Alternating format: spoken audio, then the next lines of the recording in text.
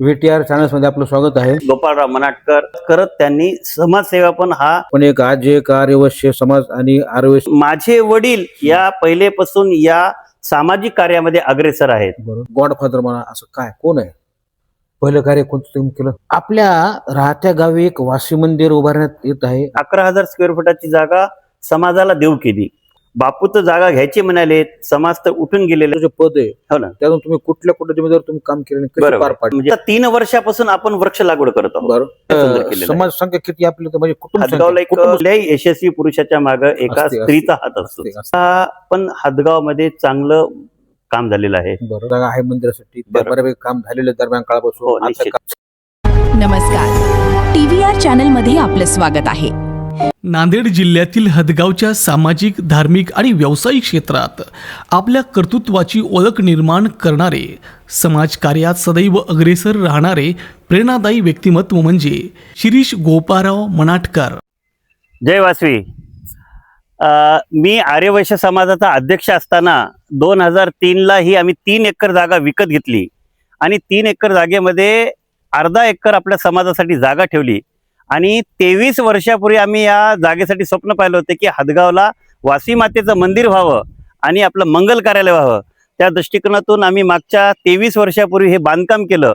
Plinth लेवलपर्यंत काम सुद्धा आलं, पण पर्यायी काही कारणास्तव अडचणीमुळे ते काम थांबलं.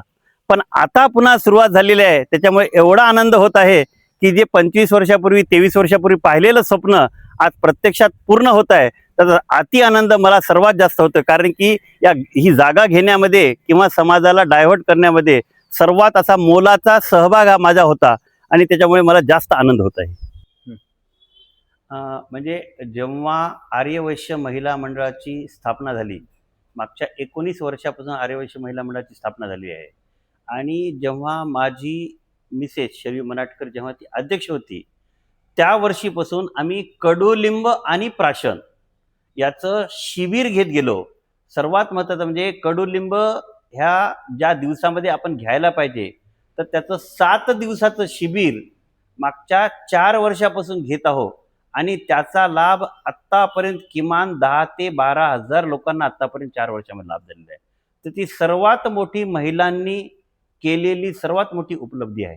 कारण ते सोपं नाही की लिंबाच्या झाडाची साल आणायची, ती कुटायची, त्याचा रस काढायचा, पाला आणायचा, पाला कुटायचा, त्याचा रस काढायचा आणि उपाशी पोटी आलेल्या प्रत्येक लोकांना, म्हणजे पहिल्या दिवशी 500 असतील, त्या दिवशी 700 असतील, कधी 800 असतील, तर असे या 5 दिवसामध्ये साधारणतः 3 ते 4 हजार लोकांना ते कडुलिंब आणि प्राशन याचं शिबिराच्या माध्यमातून, म्हणजे आरोग्य कसं राहील.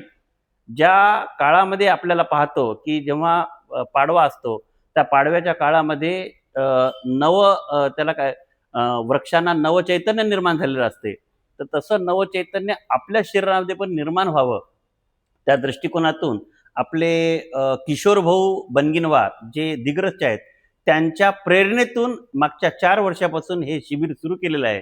आणि त्याचा आत्तापर्यंत जवळपास 12,000 लोकांना त्याचा, आपल्या समाजाला असो किंवा इतर समाजाच्या लोकांना असो, लाभ झालेला आहे. तर हे निश्चितच हदगावच्या महिलांच्या दृष्टिकोनातून सर्वात मोठी उपलब्धी आहे असं मला वाटतं. व्यावसायिक क्षेत्रात यशस्वी वाटचाल करत असतानाच सामाजिक आणि धार्मिक कार्याची बांधिलकी त्यांनी जपली.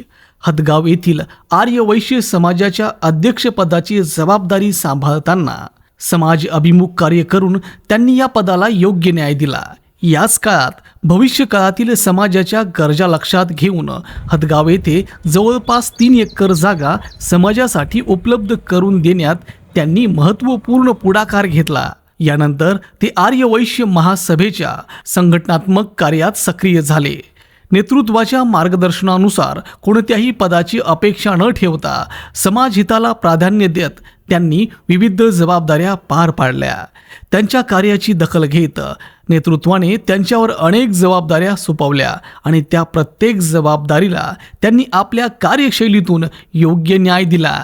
नुकतेच अयोध्या येथे पार पडलेल्या आर्यवैश्य महासभेच्या भव्य अधिवेशनाच्या नियोजन आणि व्यवस्थापनातही शिरीष मनाटकर यांचा व त्यांच्या टीमचा मोलाचा सहभाग राहिला.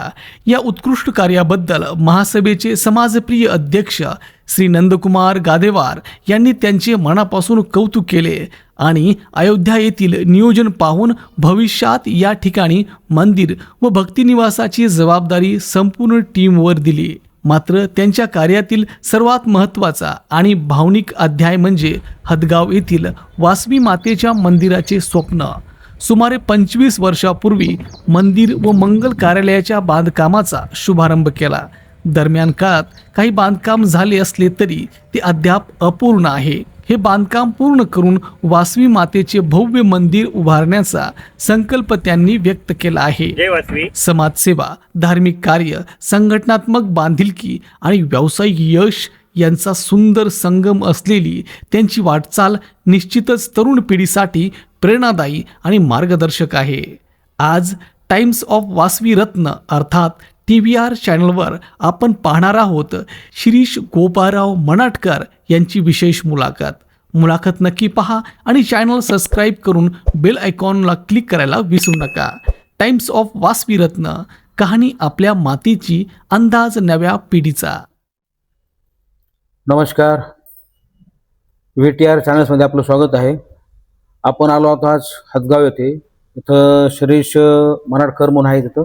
तर त्यांची व्यावसायिक सामाजिक वाटचाल आपण आज त्यांच्याकडून जाणून घेणार आहोत. तर आपलं नाव, जन्मस्थळ, माझं नाव शिरीष गोपाळराव मनाटकर. माझं मूळ गाव मनाठा आणि माझं शिक्षण झालेलं आहे D.Pharmacy. आणि वडील हे डॉक्टर असल्यामुळं सदनशील कुटुंब होतं. पण परंतु हदगावला आल्यानंतर त्यांना डॉक्टरकी करत करत त्यांनी समाजसेवा पण हा अंगीकारला आणि त्या दृष्टिकोनातून त्यांची वाटचाल आज हदगाव तालुक्यामध्ये आहे. शिक्षण पूर्ण झाल्यानंतर आपण करिअर म्हणून काय, व्यवसाय काय केला? की मी तेव्हा पहिल्यांदा माझे वडील डॉक्टर असल्यामुळे किंवा आपलं मेडिकल असावं असं वडिलांना वाटत होतं. म्हणून त्यांनी माझी चॉईस केली की हा आपला मुलगा एकतर आपल्या जवळ असावा आणि त्याला बिझनेसच्या दृष्टिकोनातून आपल्या सेट करावं. म्हणून त्यांनी मला औषधी दुकान टाकून दिलं 1985ला. काय नावानं? Giriraj medical and general stores नावानं माझं त्यावेळेला दुकान होतं. आणि आजचा गायत जवळपास 43 वर्ष झाली. आजही माझ्या मेडिकल चालू आहे. बरं, दरम्यान काळात वडिलांची इकॉनॉमिकल स्थिती कशी होती, आर्थिक स्थिती? म्हणजे उत्तरोत्तर निश्चितच चांगली होती. कारण आजही जे काही वडिलांनी इथं वैभव उभं केलेलं आहे, ऐश्वर्य संपन्न केलेलं आहे, तर त्यांनी रोजच्या प्रॅक्टिसवर हे एवढी जी जमीन जुमला आहे, एवढी जी संपत्ती आहे, जो काही घरदार आहे, शेतीवाडी आहे, हा जो सगळा पूर्ण त्यांनी जो डोलारा उभा केला, प्रचंड मेहनतीतून त्यांनी उभा केला. बरं, त्यांना एकूण मुलंबाळ किती होती? त्यांना 4 मुलं आणि 1 मुलगी. तुमचा नंबर? माझा नंबर हा 3रा नंबर होता. आणि माझं शिक्षण झाल्यामुळे मी हदगाव येथेच माझं वास्तव्य राहिलं. बरं, तुम्ही कुठला व्यवसाय, बिझनेस करा किंवा तुमच्या करिअर बाबतीत वडिलांची अशी अपेक्षा, इच्छा काय होती? नाही, मला त्यावेळेला एक काय म्हणते 12वीला मला 55% मार्क पडले होते. तर 55% मार्क पडल्यामुळे काय झालं की वडिलांना असं वाटलं की हा जास्त शिकू शकत नाही. म्हणून त्यांनी मला हदगावला त्यांच्या धंद्याशी रिलेटेड म्हणून, व्यवसायासाठी म्हणून मला मेडिकल तर त्यांनी सांगितलं आणि त्याप्रमाणे मग त्यांनी मेडिकल टाकून दिल्यामुळे मी आज आजतागायत त्या याच्यावर चालत आहे. बरं, एकच बिझनेस केला तो चालू? नाही, त्याच्यानंतर 2000 पासून मी प्लॉटिंगचा व्यवसाय सुरुवात केला. आणि प्लॉटिंगच्या व्यवसायामध्ये पण त्यांचं मला वारंवार मार्गदर्शन मिळत होतं. त्यात कसा होता रिस्पॉन्स तुम्हाला? म्हणजे मेडिकल पेक्षा जास्त रिस्पॉन्स मला प्लॉटिंग मध्ये मिळाला. की जेवढं मी मेडिकल मध्ये कमवू शकत नव्हतं त्याच्या 10 पट जास्त मी या प्लॉटिंगच्या व्यवसायातून कमावली. सध्याच्या काळात आपली आर्थिक व्यावसायिक स्थिती कशी आहे? अतिशय चांगली आहे. भगवंताच्या कृपेनं आणि आईवडिलांच्या आशीर्वादानं अतिशय सुसंपन्न अशी आमची आर्थिक परिस्थिती आहे. तुलनेत पूर्वीच्या तुलनेमध्ये निश्चितच चांगली आहे, प्रश्नच नाही.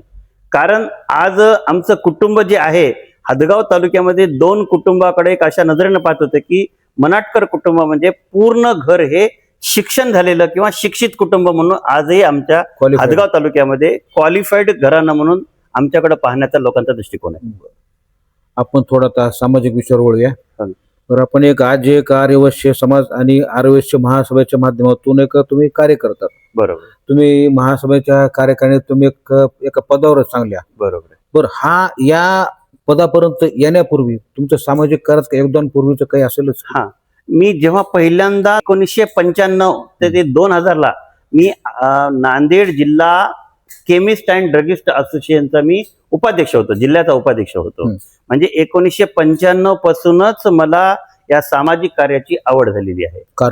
कारण की वडिलांचा वारसा आणि वडिलांचं पाठीमागचं असलेलं मला पाठबळ, परिस्थिती चांगली होती. आणि मग असं कुठंतरी वाटत होतं किंवा आपण जन्माला आलो तर मग जन्माला जर आल्यानंतर आपली परिस्थिती जर चांगली असेल तर आपण आपल्या समाजासाठी काहीतरी केलं पाहिजे, हा दृष्टिकोन ठेवून आम्ही सामाजिक कार्यक्रमाला सुरुवात केली आहे. आता पदावर तुम्ही जे कार्य करत आहात, आत्ताची वाटचाल, त्याची जिम्मेदारी कशी पार पडता तुम्ही? निश्चितच. कारण कसं आहे माहिती आहे का, की एक स्टेज आल्यानंतर माणूस काय करतं की माझ्या सगळ्या जवळपास जबाबदाऱ्या संपलेल्या आहेत. माझ्या मुलांचे लग्न झालेले आहेत, माझ्या दोन्ही सुना शिकलेल्या आहेत, घर सुद्धा झालेलं आहे, शेतीबाडी आहे. जेव्हा आपण एखादं आपलं कुटुंब पाहिजे त्या पद्धतीमध्ये जर तिथपर्यंत जर पोहोचलेलं असेल तर निश्चितच आपण आपल्या ज्या काही अनुभवाची शिदोरी आहे किंवा जो काही आपल्या सामाजिक कार्य करण्याची आपल्याला जी आवड आहे, प्रत्येकालाच आवड नसतेच, पण काही लोकांना ती आवड असते, तर त्याचा उपयोग मला तर होणारच आहे, पण माझ्यासोबत माझ्या समाजाला पण झाला पाहिजे, हा दृष्टिकोन ठेवून आम्ही ही वाटचाल चालू. बरं, महासभेचे अध्यक्ष नंदकुमार गादेवार एक उद्यमशील क्रियाशील अध्यक्ष म्हणून त्यांची गणना समाजामध्ये सर्वत्र आहे. निश्चित. बरं, आणि तुम्ही एक त्यांचे विश्वास म्हणून गणले जातात, कारण काय? कारण काय की जेव्हा पहिल्यांदा 14 वर्षापूर्वी महासभा नंदकुमारजी गादेवार यांनी म्हणजे काय म्हणजे जेव्हा पहिल्यांदा अध्यक्ष झाले, तर त्यांनी संपूर्ण महाराष्ट्रामध्ये, नांदेड जिल्हा कसा आहे की नांदेड जिल्ह्याला पहिलेपासून माहेरघर असं समाजाचं आपलं माहेरघर समजलं जातं, कारण जास्तीत जास्त संख्या ही नांदेड जिल्ह्यामध्ये आहे. आणि माझे वडील या पहिलेपासून या सामाजिक कार्यामध्ये अग्रेसर आहेत, कुटुंब सुद्धा अग्रेसर आहे.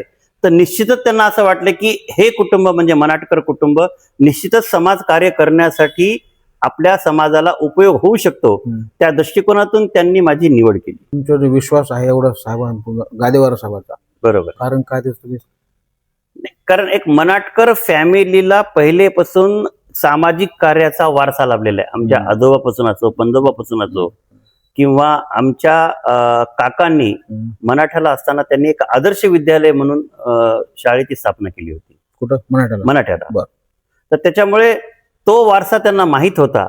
आणि हे जे आपलं समाजाचं महासभेचं काम रखडलेलं आहे, तर हे काम पुढं कोण नेऊ शकतो, त्या दृष्टिकोनातून त्यांनी संपूर्ण जिल्ह्यामध्ये असो किंवा महाराष्ट्रामध्ये चाचपणी केली.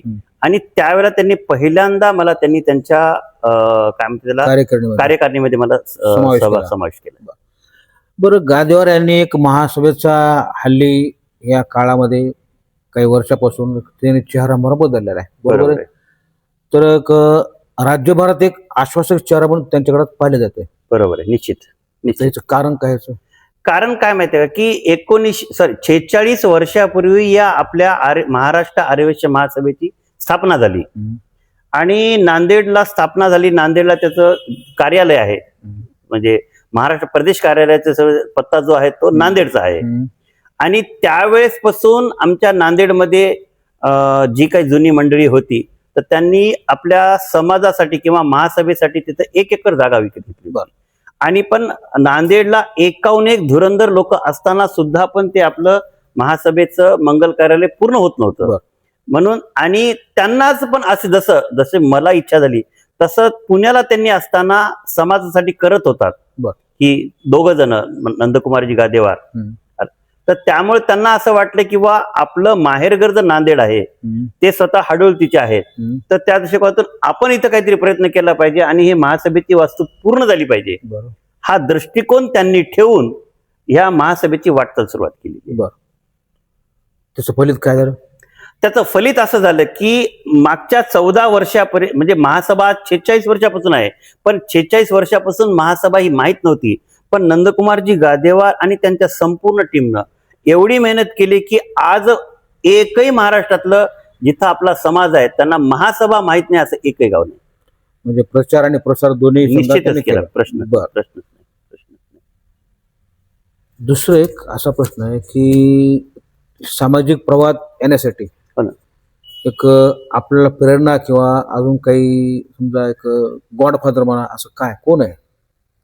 नाही, एक सर्वात महत्वाचं म्हणजे कसं, आमच्या घराण्याची वाटचाल ही जनसंघ ते भाजपा, बरं. RSS पासून आमचं म्हणजे लहानपणापासून आमच्या कुटुंबावर संस्कार झालेले आहेत. हम्म, की मग संस्कार म्हणल्यानंतर RSSच्या माध्यमातून जेव्हा आम्ही मोठे झालो, हम्म, आमच्यावर संस्कार झाले, वडिलांपासून आमच्यावर संस्कार झाले, तर त्यावेळेला आम्हाला काय माहिती किंवा राष्ट्रप्रथम हम्म, ही आमच्यामध्ये भावना होती. हम्म, राष्ट्रप्रथम, त्यानंतर मी. हम्म. मग या दृष्टिकोनातून आम्ही समाजसेवेला सुरुवात केली. बरं.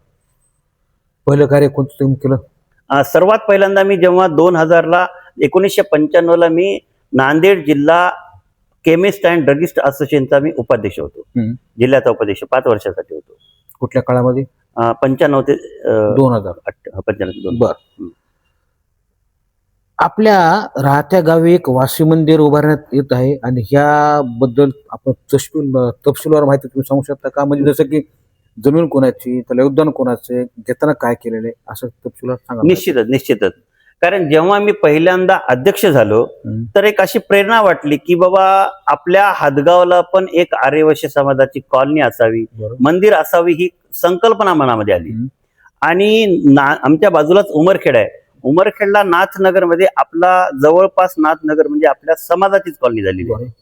तर त्या पद्धतीची प्रेरणा असं मला वाटलं की आपण हादगावमध्ये त्या पद्धतीचं आपण काहीतरी एखादी चांगली कॉलनी काढावी. हम्म, म्हणून 2003ला एक अशी प्रेरणा झाली हम्म, की आपण आपल्या समाजासाठी जागा घ्यावी हम्म, आणि तिथं आपलं कॉलनी करावी. हम्म, आणि त्या जागेमध्ये तिथं सर्वात पहिल्यांदा म्हणजे आपल्या वासी मातेचं मंदिर हम्म, आणि मंगल कार्यालय उभं राहावं, ही त्यावेळेला आमच्या डोक्यामध्ये कल्पना आली.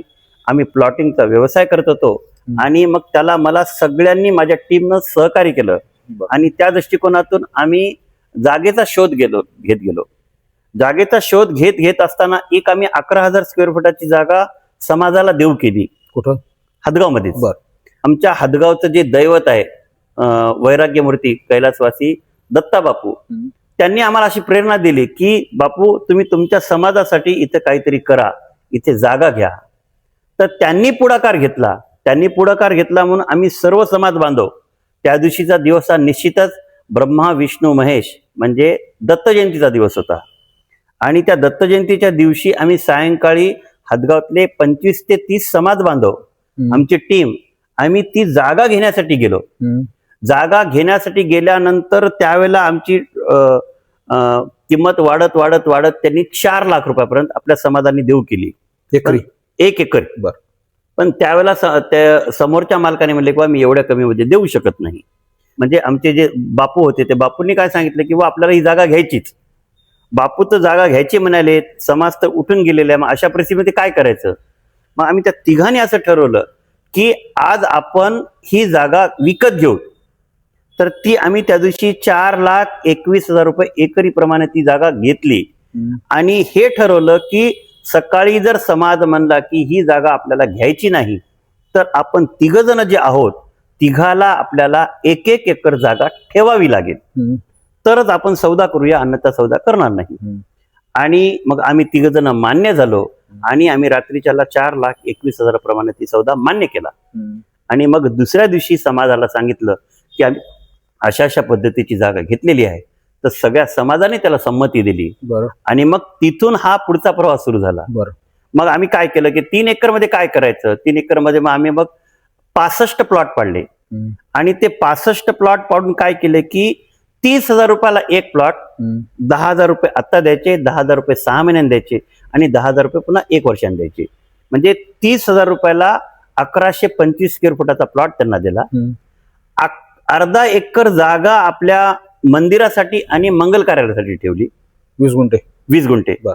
आणि 9 प्लॉट असे ठेवले की जे व्यावसायिक पद्धतीने हराशी करण्यासाठी, कमर्शियल, ज्याला आपण ज्या दिवशी आपल्याला समाजाचं मंगल कार्यालय बांधकाम करायचं त्यावेळेला ते आपण हराशी करू. बरं. तर त्याच्यातून आम्हाला मग ते 65 प्लॉट आहेत. 65 प्लॉट असं ठरलं की हादगावातल्या प्रत्येक कोमट्यांनी विकत घ्यायचे, बरं. पण डबल कोणी प्लॉट घेणार नाही. अच्छा. आपल्या समाजाने मग असे 44 लोकांनी हादगावातले घेतले आणि 21 हादगाव तालुक्यातले. म्हणजे त्यावेळेला सुद्धा हादगाव शहरच नाही तर हादगाव तालुक्यातील आपला समाज कसा एकत्र येईल हा दृष्टिकोन ठेवून आपण बाकीच्या लोकांना सुद्धा 21 जणाला मग घेतलं. त्यातलं पिंपरखेड असो, मनाठा असो, तळणी असो, चिंचगव्हाण असो, तामसा असो, पिंगळी असो. हं. आणि मग ते 65 प्लॉट आम्ही लोकांना वाटप केले. त्याच्यातून जे काही पैसे उरलेत आणि हे 9 प्लॉट मधून आम्हाला 14 लाख रुपये हराशी आली, पैसे आले. तर 14 लाख रुपयाचं आम्ही मग प्लिंथ लेवलचं बांधकाम केलं. बरं. तर तिथं त्यावेळेला आम्ही 2003ला 84 लक्ष रुपयाचं मंगल कार्यालयाचं आम्ही मुहूर्त मिळवली. एका कॉन्ट्रॅक्टरला आम्ही काम दिलं. बरं. तर ते 14 लाख रुपये संपल्यानंतर जेव्हा काम सुरू झालं तर त्यावेळेला माझे काम करत असताना माझे स्वतःचे 5 लाख रुपये पडले. बरं. की आज नाहीतर उद्या आपल्याला येणारच आहे. तर या दृष्टिकोनातून आपण टाकत गेलो. पण काही काळानुरूप असं झालं की ते बांधकाम बंद पडलं. आज काय स्थिती त्याची? आज अशी स्थिती आहे की ते आज 20,000 स्क्वेअर फुटाची जागा आज किमान 3 ते 3.5 कोटी रुपयाची जागा आज ती जागा समाजाची बरं. झालेली आहे. म्हणजे समाजाकडं 1 रुपया नसताना सुद्धा आपला आता बांधकाम समाज आज कधी- किती मोठा झाला. आता बांधकाम सुरू कधी करणार त्याचं? बांधकाम मागच्या 3 महिन्यापासून काम सुरुवात केलेलं आहे. बरं.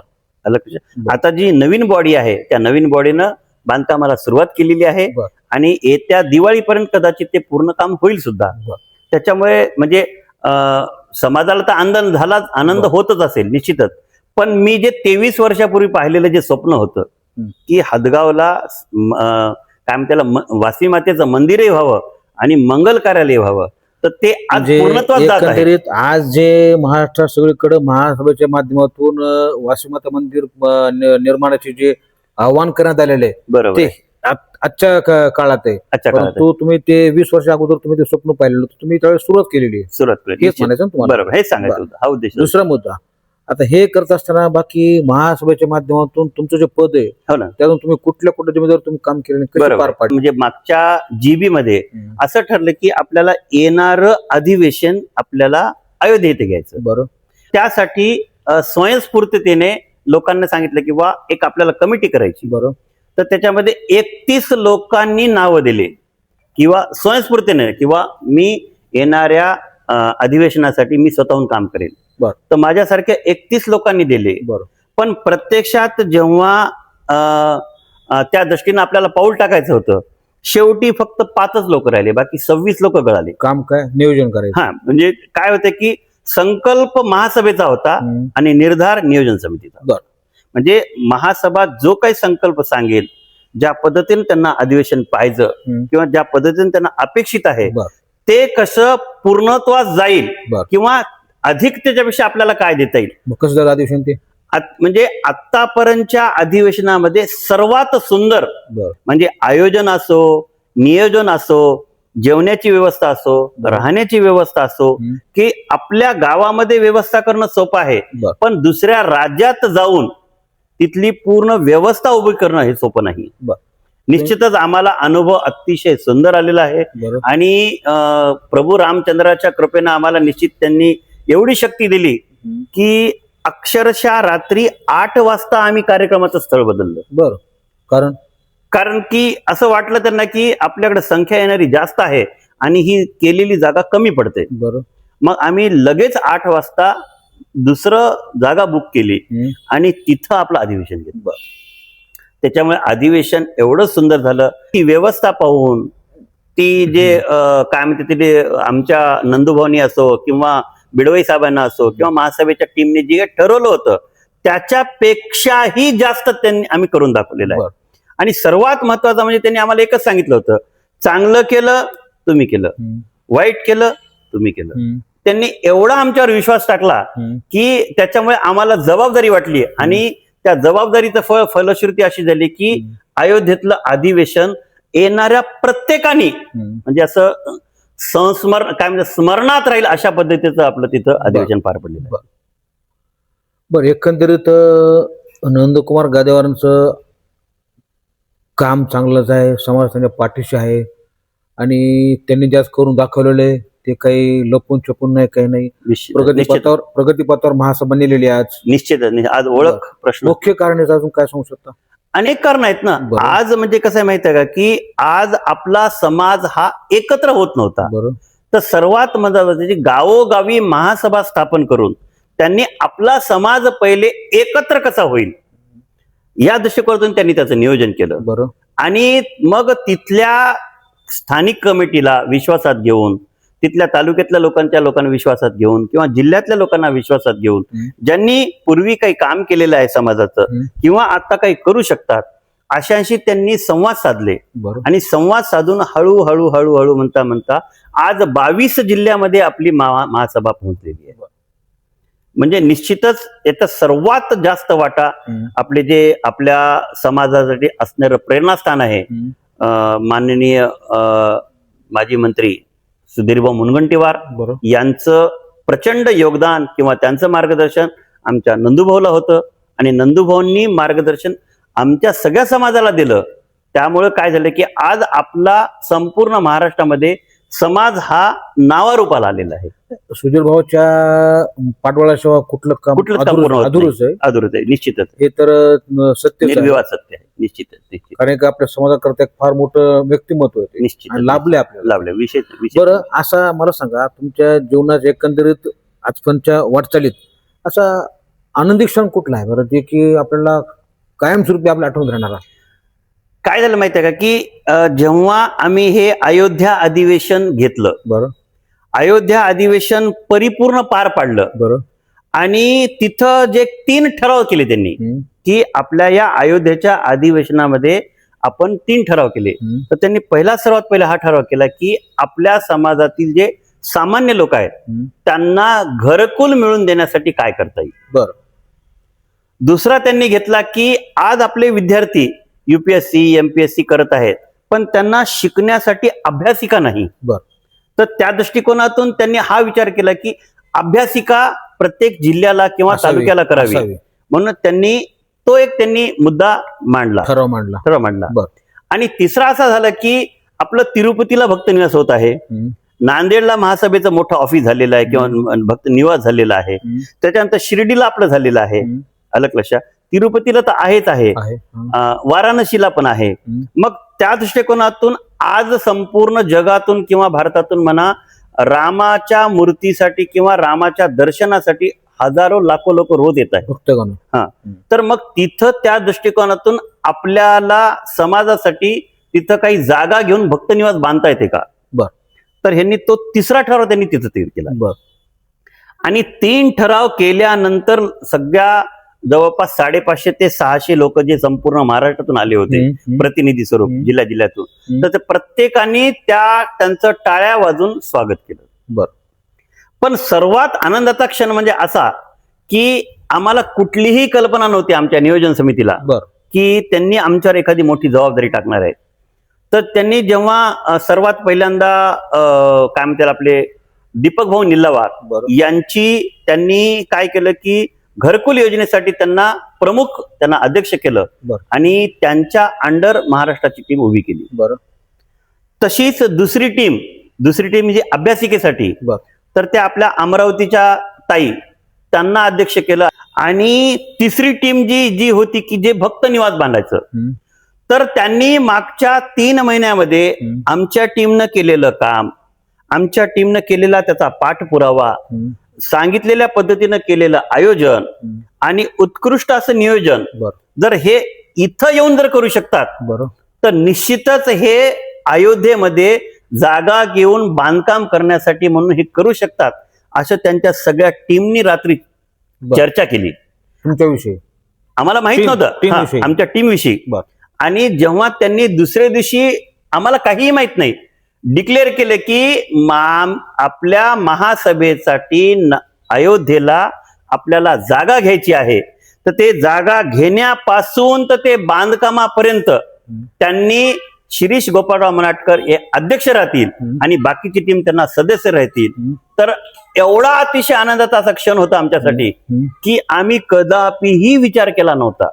की आम्हाला वाटलं तर फक्त आम्ही अधिवेशनापुरतं कायम राहील, पण नंदूभाऊची व्यापक दृष्टिकोन किंवा बिडवई साहेबांचा पण व्यापक दृष्टिकोन, त्यांची काम करण्याची पद्धत आणि त्यांना सगळ्या टीमने दिलेली साथ, तर त्यांनी जेव्हा आमचं नाव डिक्लेअर केलं तर अतिशय आनंद झाला.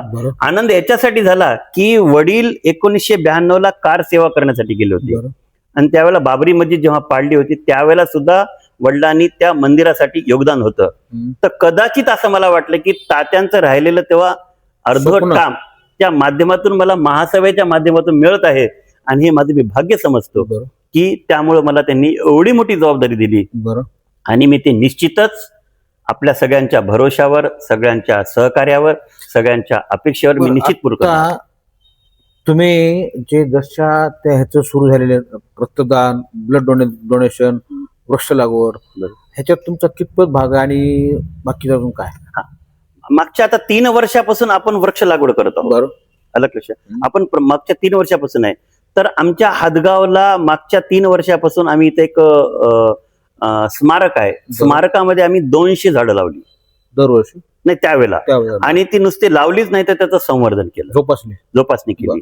तशीच आपल्या हादगावच्या स्मशानभूमीमध्ये सुद्धा स्मशानभूमीमध्ये पण अतिशय झाडे एवढी मोठी केली. झाडे मोठी तर झालीच झाली, त्याचं पालकत्व स्वीकारलं आणि आपल्या समाजाचा जो तरुण आहे तो सुरेश तुपतेवार म्हणून त्यानं सगळा पुढाकार घेऊन त्या स्मशानभूमीमध्ये एवढं सुंदर केलं की चकचकाट केलेलं आहे. तिथं बसण्यासाठी चांगली व्यवस्था केलेली आहे. तिथं आपला स्वर्गरथ सुद्धा असतो, बसण्याची व्यवस्था केलेली आहे. मंदिर छोटस महादेवाचं छोटस मंदिर केलेले आहे. झाडं झुडपं लावलेली आहेत. अतिशय सुंदर केलेलं आहे. समाज संख्या किती आपली म्हणजे हादगावला एक कुटुंब संख्या? कुटुंब असेल एक 90 ते 100 लोकांचं कुटुंब आहे. 250-300 लोकांची संख्या आहे. बरं बरं यातून तुमच्या अध्यक्षीय काळात तुम्हाला काम करताना कसं सहकार्य मिळालं दरम्यान काळात? नाही निश्चितच प्रश्नच नाही. सगळ्यांचं सगळं सहकार्य सगळ्यांचं मिळालं होतं. आजही कायम आहे? आजही कायम आहे. निश्चित निश्चित निश्चित. बरं तुमच्या एकंदरीत व्यावसायिक सामाजिक टोटली कार्यामध्ये एक तुम्हाला प्रेरणा किंवा सहकार्य पाठबळ कोणाचं विशेषतः पत्नीबद्दल काय सांगता तुमच्या? नाही कसं आहे माहिती आहे का की आज माझं काय म्हणते त्याला 41 वर्ष झालं आज मेडिकलला जाऊन. बरं पण 41 वर्षामध्ये माझं कदाचित असं मला वाटतं मी 20 वर्ष बाहेरच असेल. बरं वेगवेगळ्या कार्यानिमित्ताने फिरत असेल. मग ते काय म्हणते त्याला आर्यवैश्य समाजाचं काम असो किंवा आमच्या काय म्हणते त्याला केमिस्ट अँड ड्रग्स असोसिएशनच्या कामामध्ये असो किंवा आपल्या हादगावच्या समाजाच्या कामामध्ये असो किंवा या महासभेच्या कामामध्ये असो. बरं तर याच्यातून निश्चितच मी बाहेर जात होतो आणि बाहेर गेल्यामुळे निश्चितच जबाबदारी ही माझ्या पत्नीवर येत होती. बरं तर त्याच्यामुळे त्यांचं मला सहकार्य होतं म्हणून मी इथपर्यंत येऊ शकलो. सर्वात त्यांनी जर सहकार्य केलंच नसतं तर मी कदाचित दुकानात बसून त्यांचा वाटा सिंहाचा निश्चितच प्रश्नच नाही. कारण कुठल्याही यशस्वी पुरुषाच्या मागे एका स्त्रीचा हात असतो. बरं भविष्यात आपलं सामाजिक योगदान आणि कार्य काय असेल बरं या विशेषतः महिलांसाठी? नाही महिलांसाठी तसं म्हणजे माझी धर्मपत्नी जी आहे शरयू मनाटकर तिनं काय म्हणते अध्यक्ष असताना बरं मागच्या 2 वर्षापूर्वी तिनं अध्यक्ष होती. तर त्यांच्या काळामध्ये सुद्धा पण हादगावमध्ये चांगलं काम झालेलं आहे. बरं म्हणजे वृक्षारोपण सुद्धा केलेलं आहे. आम्ही बस स्टँडवर 21 रोपं लावली होती. त्यापैकी आज 7 ते 8 झाड आजही व्यवस्थित आहेत. बरं आजही सुस्थितीत आहे. त्याच्यामध्ये वडाचं झाड आहे, पिंपळाचं झाड आहे, उंबर आहे आणि अशी बाकी दुसरी आहेत. तुमचं काय स्वप्न भविष्यामध्ये आणखीन वाढीव काम करायचं? नाही आता वाढीव म्हणजे काय की आता आपला महासभा ही वेगवेगळ्या माध्यमातून वेगवेगळ्या ऍक्टिव्हिटीज करण्याच्या दृष्टिकोनातून महासभा ही वेगवेगळ्या व्यक्तींवर जबाबदारी टाकून आपल्या महासभेचं वटवृक्ष कसा मोठा होईल हे पाहत आहे. आणि हे वटवृक्ष वाढत असताना सर्व ठिकाणी मी पोहोचणार नाही ना. समजा जर नंदुभाऊनी ठरवलं असते किंवा मीच एकटा करेल तर हे एवढा मोठा वटवृक्ष झाला नसता. तर तसं नंदुभाऊनी काय केलं की असे म्हणजे ज्या क्षेत्रामध्ये जी लोक काम करू शकतात अशा लोकांना त्यांनी हेरलं आणि त्यांच्यातून त्यांना डेव्हलप करून त्यांना प्रोत्साहन दिलं आणि काम करण्यासाठी वाव दिला. तुम्ही आता जी जागा घेतली तुम्ही सांगितलं 20 गुंठे जागा, अर्धा जागा आहे मंदिरासाठी. बऱ्यापैकी काम झालेलं दरम्यान काळापासून आता काम चालूच आहे, काम प्रगती पथावर आहे. परंतु त्याचं वैशिष्ट्य काय देवाण कामाचं मंदिराचं? नाही वैशिष्ट्य म्हणजे काहीच नाही की आपण सर्वात महत्वाचं म्हणजे आपण सदनशील आहोत आणि आपण समाजाचं काहीतरी देणं लागते. नवीन काय म्हणजे असं संकल्पना काय मंदिर बांधकामात?